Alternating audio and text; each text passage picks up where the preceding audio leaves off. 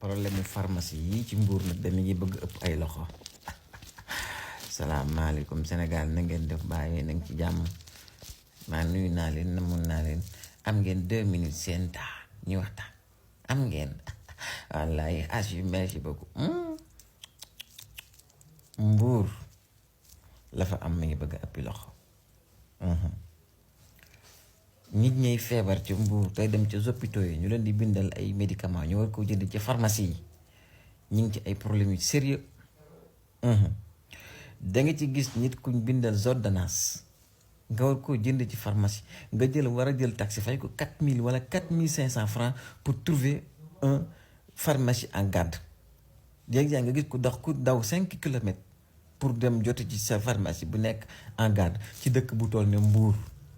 loolu nag ñun ñi dëkk Mbour duñ ko nangu tey duñ ko nangu ëllëg ñu ngi appeler tous les autorités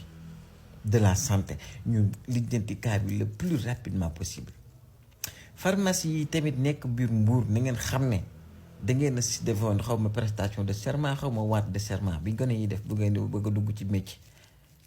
te nag li ngeen def mën nañ ko tuddee non assistance à une personne en danger parce que nit a ngi ci biir këram tëdd ba guddi biiram di métti surtout nos amis les femmes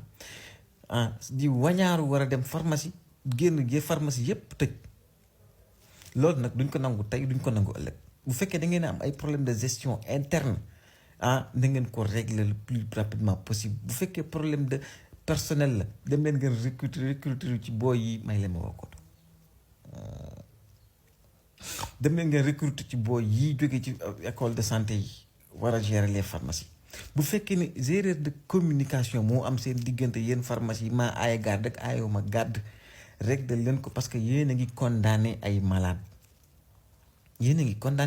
te du yoon. bu fekkee c'est une question de xaw ma nu ñu koy waxee sax c'est des facteurs économiques ngeen jàpp ne rek à partir de 23h benn client mooy jënd wala ñaari client bu leen ko xeeb 100 ans boo ko nekkoon pharmacie te chaque jour benn nit di ñëw jënd à minuit wala ngeen toog 2 mois yoo xam ne guddi gi kenn ñëwul jënd si sax du raison pour ngeen di tëj seen pharmacie à 21h ak à 22h dem di tëdd nelaw pharmacie ngeen tudd vous êtes des pharmaciens. nit ki toogee ci hôpital ba di xaar maladie noonu ngeen war a toogee ci pharmacie bi di xaar ñiy jënd ci garab lii mooy dëgg li ci des nag mooy bu fekkee c'est des problèmes logistiques it fexe leen ngeen ko régler pour mën a mettre seen population yi te ngeen am yërmande ci ñoom li may def nag mooy woo les autorités locales de santé nañ jóg ci lii nañ wax ak pharmacie wax leen dëgg. ñu vérifier waat les horaires de garde aussi ñu buñ mënee mettre en place sax Sénégal gépp mettre en place des plateformes numériques pour ñu ci nit ñi di ci xam ban pharmacie moo aaye garde fan la nekk et cetera localisation bi loolu dinañu yombalal li nga xam ne ci mooy njëndum garab surtout guddi gi ndax nit ñi sonn nañ trop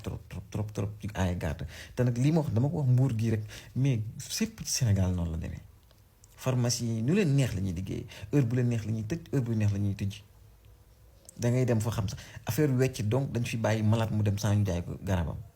donc nañ jóg ci côté boobu noonu balaa muy ëpp loxo asalaamaaleykum wa rahmatullah